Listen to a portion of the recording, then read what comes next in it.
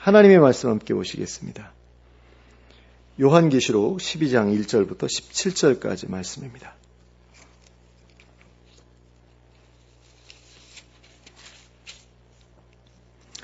요한계시록 12장 1절부터 17절까지를 함께 합독하도록 하겠습니다.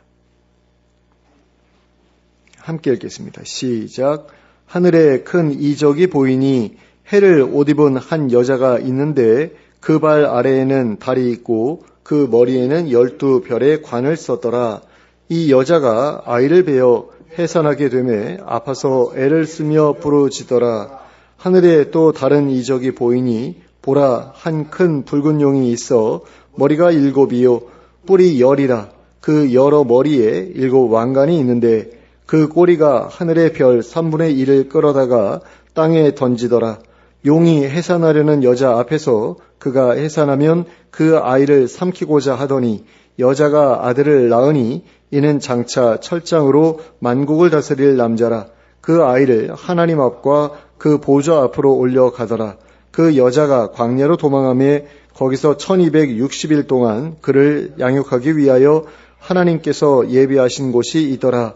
하늘에 전쟁이 있으니 미가엘과 그의 사자들이 용과 더불어 싸울세. 용과 그의 사자들도 싸우나 이기지 못하여 다시 하늘에서 그들이 있을 곳을 얻지 못한지라. 큰 용이 내쫓기니 옛 뱀 곧 마귀라고도 하고 사탄이라고도 하며 온 천하를 꿰는 자라. 그가 땅으로 내쫓기니 그의 사자들도 그와 함께 내쫓기니라. 내가 또 들으니 하늘에 큰 음성이 있어 이르되 이제 우리 하나님의 구원과 능력과 나라와 또 그의 그리스도의 권세가 나타났으니 우리 형제들을 참소하던 자 곧 우리 하나님 앞에서 밤낮 참소하던 자가 쫓겨났고 또 우리 형제들이 어린 양의 피와 자기들이 증언하는 말씀으로써 그를 이겼으니 그들은 죽기까지 자기들의 생명을 아끼지 아니하였도다. 그러므로 하늘과 그 가운데에 거하는 자들은 즐거워하라. 그러나 땅과 바다는 화 있을진저 이는 마귀가 자기의 때가 얼마 남지 않은 줄을 알므로 크게 분내어 너희에게 내려갔음이라 하더라. 용이 자기가 땅으로 내쫓긴 것을 보고 남자를 낳은 여자를 박해하는지라. 그 여자가 큰 독수리의 2 날개를 받아 광야 자기 곳으로 날아가 거기서 그 뱀의 낯을 피하여 한 떼와 2 떼와 반 떼를 양육받음에 여자의 뒤에서 뱀이 그 입으로 물을 강같이 토하여 여자를 물에 떠내려 가게 하려 하되 땅이 여자를 도와 그 입을 벌려 용의 입에서 토한 강물을 삼키니 용이 여자에게 분노하여 돌아가서 그 여자의 남은 자손 곧 하나님의 계명을 지키며 예수의 증거를 가진 자들과 더불어 싸우려고 바다 모래 위에 서 있더라. 아멘. 지난주에 우리는 7번째 나팔이 울리고 난 뒤에 벌어진 일들에 대해 살펴보았습니다. 사도 요한은 7번째 나팔이 울리고 난 다음 하늘에서 큰 음성들이 나서 이르기를 세상 나라가 우리 주와 그의 그리스도의 나라가 되어 그가 세세토록 왕노릇 하실 것이라고 말하는 것을 들었습니다. 그리고 24장로들이 하나님 앞에 엎드려 하나님의 통치하심에 감사하며 이르기를 이제 죽은 자를 심판하시고 하나님의 이름을 경외하는 자들에게 상을 주시며 땅을 망하게 하는 자들을 멸망시키실 때가 되었습니다. 라고 말씀드리는 것을 보았습니다. 그리고 하늘에 있는 하나님의 성전 안에 번개와 음성들과 우레와 지진과 큰 우박과 같은 심판의 도구들이 준비되어 있는 것도 보았습니다. 그리고 우리는 이러한 기록을 통해 이후에 무슨 일이 벌어질 것인지에 대해 충분히 짐작해 볼 수 있습니다. 24장로들은 심판의 때가 되었다고 고백하였고 성전 안에는 심판의 도구들이 마련되어 있었으니 이제 심판이 집행될 일만 남아 있는 것입니다. 그런데 오늘 우리가 함께 읽은 본문에는 하나님의 심판과는 상관없는 2 세력 간의 전쟁에 관한 내용이 기록되어 있는 것을 볼 수 있습니다. 그러므로 하나님의 심판은 이 전쟁의 결말과 함께 이루어질 것임을 예상해 볼 수 있습니다. 그러면 이제 본문에 기록되어 있는 내용을 하나씩 자세하게 살펴보도록 하겠습니다. 먼저 1절과 2절을 함께 보시겠습니다. 하늘에 큰 이적이 보이니 해를 옷 입은 한 여자가 있는데 그 발 아래에는 달이 있고 그 머리에는 12별의 관을 썼더라. 이 여자가 아이를 베어 해산하게 되매 아파서 애를 쓰며 부르짖더라. 여기에서 사도 요한은 자신이 하늘에서 벌어진 큰 이적을 보았다고 기록하고 있습니다. 그 이적은 해를 옷처럼 입고 달을 밟고 서 있으며 그 머리에 12별의 관을 쓰고 있는 한 여자가 아이를 베어 해산하게 된 일이었습니다. 그러니까 어떤 여자가 아이를 베어서 해산하게 되었는데 그것을 이적이라고 이야기하고 있죠. 근데 그것이 이적이 되려면 그 여자의 신분이 굉장히 독특하거나 아니면 특별한 여자거나 그래야 되는데 바로 그런 모습이었다라는 겁니다.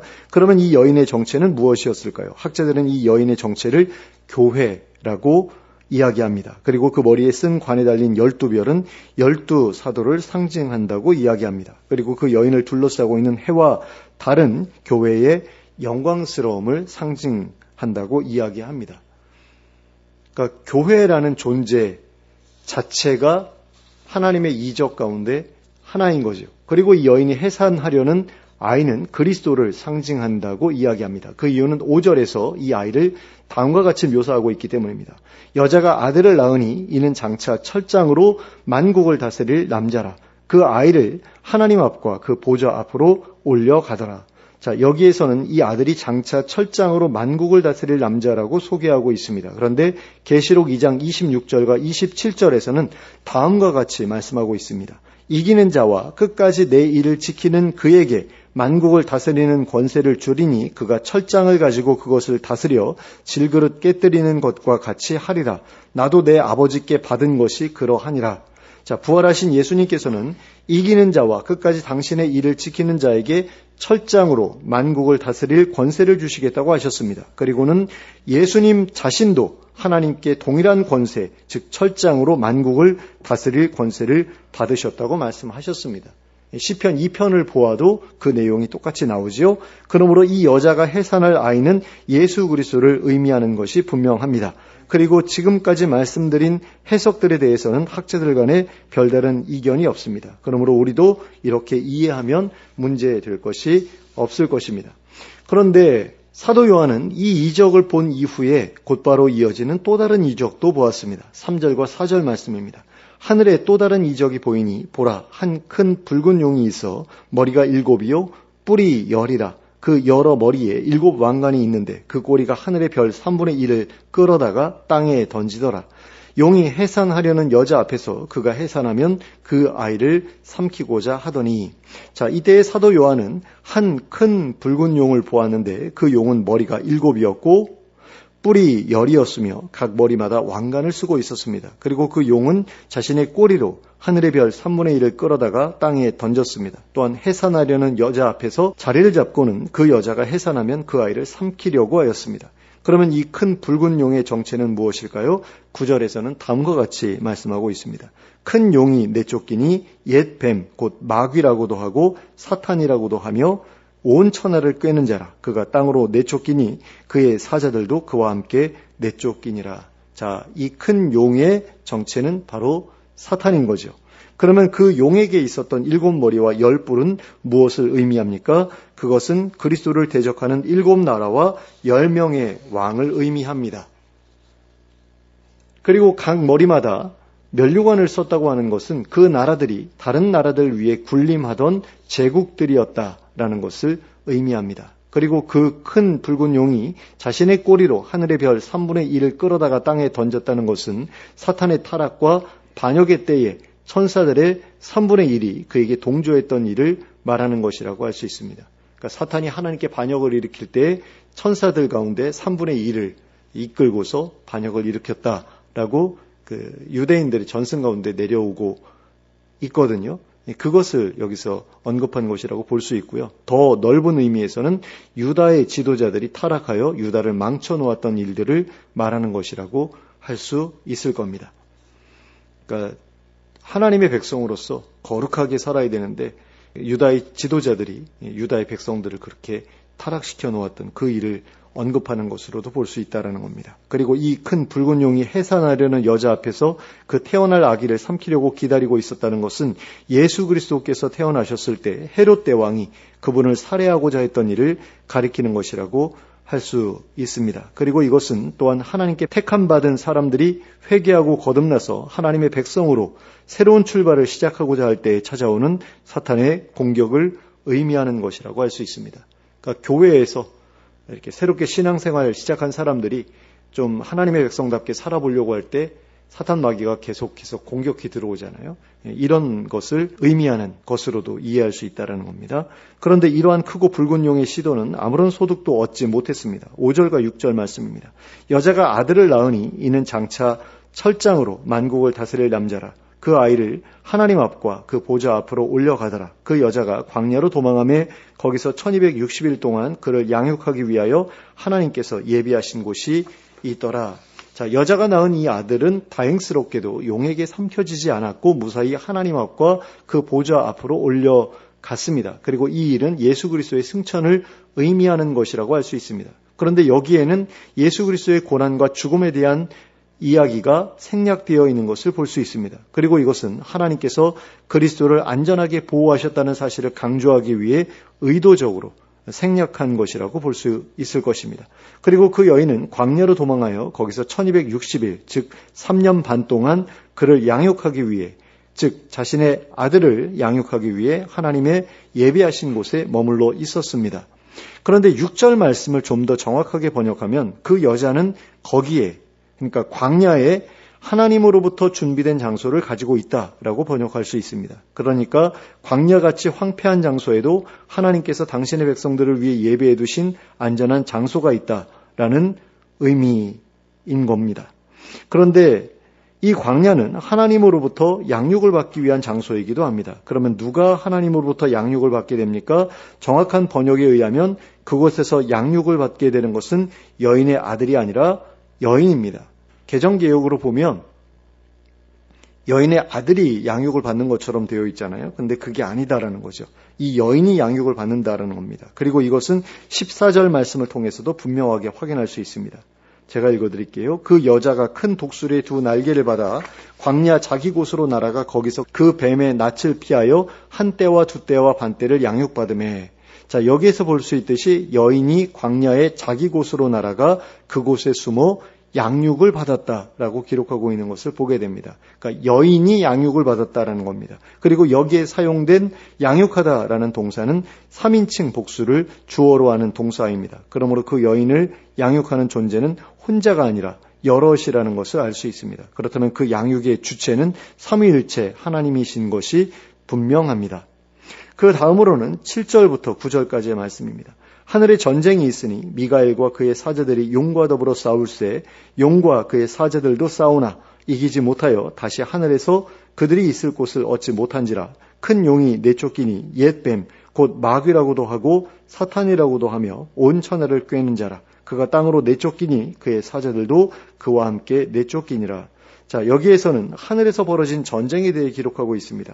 이 전쟁은 사탄을 하늘에서 추방하는 결과를 가져온 기념비적인 전쟁입니다. 그리고 이 전쟁을 승리로 이끈 주역인 미카엘은 하나님 앞에 시위한 7 천사장 중에 하나로서 이스라엘 민족을 보호하는 책임을 맡고 있는 천사입니다. 이것은 유대교의 전승에서 전해져 내려오는 이야기입니다. 그리고 사탄은 이 전쟁에서의 패배를 통해 더 이상 하늘에서 있을 곳이 없게 되었습니다.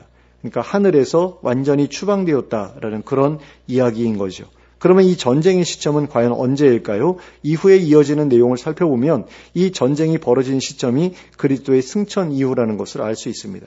그러니까 어떤 사람들은 이 전쟁의 시점이 그 하늘의 별 3분의 1을 떨어뜨린 그 시점하고 같은 시점이라고 생각하는 사람들이 있는데 그거 아니다라는 겁니다. 10절부터 12절까지의 말씀을 보시겠습니다. 내가 또 들으니 하늘에 큰 음성이 있어 이르되 이제 우리 하나님의 구원과 능력과 나라와 또 그의 그리스도의 권세가 나타났으니 우리 형제들을 참수하던 자 곧 우리 하나님 앞에서 밤낮 참수하던 자가 쫓겨났고 또 우리 형제들이 어린 양의 피와 자기들의 증언하는 말씀으로써 그를 이겼으니 그들은 죽기까지 자기들의 생명을 아끼지 아니하였도다.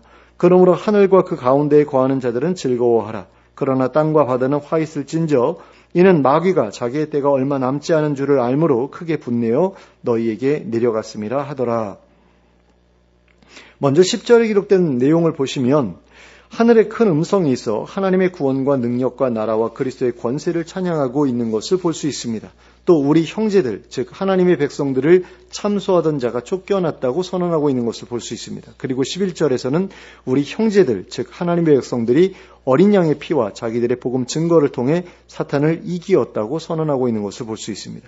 그리고 12절에서는 하늘과 그 가운데 거하는 자들에게 즐거워하라고 요청하고 있는 것을 볼 수 있습니다. 그런데 땅과 바다에 대해서는 화가 있을 것이라고 선언하고 있지요. 사탄이 하늘에서 쫓겨나 땅과 바다로 내려갔기 때문이라는 것입니다. 이와 같은 내용으로 볼 때 이 전쟁이 벌어진 시기는 예수 그리스도의 승천 이후인 것이 분명합니다. 그리스도의 권세라는 표현과 어린 양의 피라는 표현이 바로 그 증거이기 때문입니다. 그 다음으로는 13절부터 17절까지의 말씀입니다. 용이 자기가 땅으로 내쫓긴 것을 보고 남자를 낳은 여자를 박해하는지라.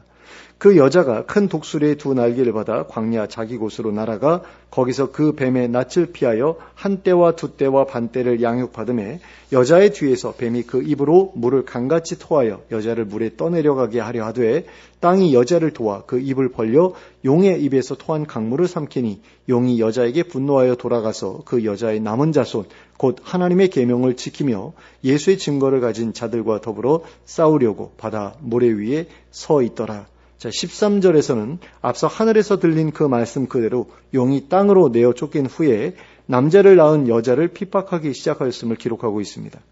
그러니까 용이 하늘에서 땅으로 내어 쫓긴 다음에 교회를 핍박하기 시작했다라는 그런 이야기지요. 하지만 그 여자는, 교회는 14절에 기록된 것처럼 큰 독수리의 두 날개를 받아 광야 자기 곳으로 날아가 거기서 그 뱀, 곧 사탄의 낯을 피해 한 떼, 두 떼, 반 떼를 양육받았다고 기록하고 있습니다. 학자들은 여기에 기록된 한 떼, 두 떼, 반 떼를 3년 반을 의미하는 것이라고 이야기합니다. 그리고 이 기간은 6절에 기록된 1260일과 동일한 기간이기도 합니다. 그런 점에서 14절에 기록된 사건은 6절에 기록된 사건을 반복해서 기록한 것이라고 할 수 있습니다. 그러니까 두 구절이 동일한 사건에 대해서 언급하고 있는 것이다 라는 겁니다. 그리고 15절에서는 사탄이 그 입으로 물을 강같이 토해서 여자를 물에 떠내려가게 하려고 했다고 기록하고 있습니다. 하지만 16절에서는 땅이 여자를 도와 그 입을 벌려 용의 입에서 토한 강물을 삼켰다고 기록하고 있습니다. 여기에서 물은 쓰나미처럼 밀려오는 거대한 핍박을 상징합니다. 그런데 그러한 물이 덮쳐오는 순간에 땅이 입을 벌려 그 물을 다 삼켜버렸다고 하였습니다. 이것은 하나님의 기적적인 도우심으로 인해 교회가 주변에서 몰려드는 핍박으로부터 단숨에 벗어나게 된 것을 상징합니다. 결국 사탄은 17절에 기록된 것처럼 여자를 해치지 못한 것에 분노해서 돌아갔습니다. 그리고는 그 여자의 남은 자손, 즉 남아있는 하나님의 백성들과 더불어 싸우기 위해 준비를 시작했습니다. 그러면 본문에 기록된 내용을 통해서 우리가 깨달아야 할 것은 무엇입니까? 사탄이 아무리 큰 이적으로 우리를 해치려 들더라도 하나님께서는 더 큰 이적으로 우리를 구하여 내실 것이라는 것입니다. 사탄은 지금도 여전히 우리를 삼키고 해치려고 갖은 애를 쓰고 있습니다. 그런데 우리가 상대하고 있는 이 사탄은 우리가 상대하기에는 너무나 강한 힘을 지니고 있는 존재입니다. 반면에 우리는 연약하기 그지없는 인간일 뿐입니다. 우리는 이적이라고 할 만한 그 어떤 일도 일으킬 수 없는 무능력한 존재입니다. 그러나 우리에게는 하나님이 계십니다. 우리를 위해 큰 이적을 행하시는 하나님께서 우리와 함께 하십니다. 하나님께서는 우리를 위해 큰 독수리의 날개를 주십니다. 하나님께서는 우리를 위해 땅으로 하여금 입을 벌리게 하시고 우리를 향해 몰려오는 큰 물을 삼키게 하십니다. 하나님께서는 그와 같이 다양한 방식으로 당신의 백성들을 지켜주십니다. 그러므로 우리는 사탄의 어떤 공격을 마주하더라도 안전할 것입니다. 그러므로 하나님께서 우리에게 주실 최후의 승리를 확신하는 가운데 언제나 하나님의 뜻하신 바를 쫓아 살아가는 우리가 될 수 있기를 바랍니다. 어린 양 대신 예수 그리스도의 피를 의지하여 사탄과 싸우기를 중단하지 않는 우리가 될 수 있기를 바랍니다. 그리고 죽기까지 예수 그리스도를 증언하기를 멈추지 않는 우리가 될 수 있기를 바랍니다. 그리고 그것을 위해 하나님께 양육받기를 중단하지 않는 우리가 될 수 있기를 바랍니다. 그리하여 하나님 앞에서 성숙한 자가 되어 하나님 나라에 합당한 자로 인정을 받는 우리 모두가 될 수 있기를 예수 그리스도의 이름으로 축원합니다. 함께 기도하겠습니다. 사랑과 은혜가 풍성하신 하나님 아버지, 사탄이 일으키는 이적보다 하나님께서 일으키시는 이적이 더 크고 힘이 있다는 사실을 잊지 않는 저희가 되게 하여 주시옵소서. 그리하여 사탄의 공격을 조금도 두려워하지 않는 저희가 되게 하여 주시옵소서. 무엇보다 광야에서 하나님께 양육받기를 멈추지 않는 저희가 되게 하여 주시옵소서. 그리하여 예수 그리스도의 피를 힘입어 사탄과 싸우게 하시고 죽기까지 예수 그리스도의 이름을 증거하며 살아가는 저희가 되게 하여 주시옵소서. 그리하여 하나님 나라의 합당한 자로 인정을 받고 그 나라에 들어가 영생을 누리는 저희가 되게 하여 주시옵소서. 예수 그리스도의 이름으로 기도하였습니다. 아멘.